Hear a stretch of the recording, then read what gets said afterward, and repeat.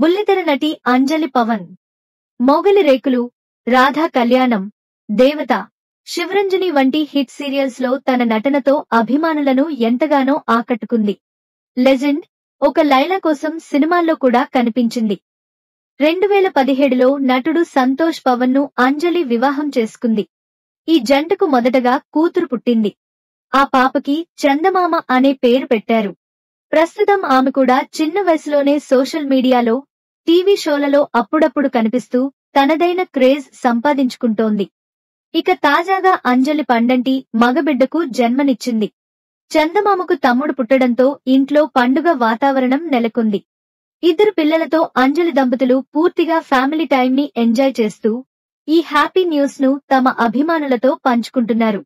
అయితే అంజలి రెండో బిడ్డకు జన్మనిచ్చి కొన్ని వారాలు గడిచినా పుట్టింది పాప, బాబా అనే విషయాన్ని మాత్రం పూర్తిగా గోప్యంగా ఉంచింది.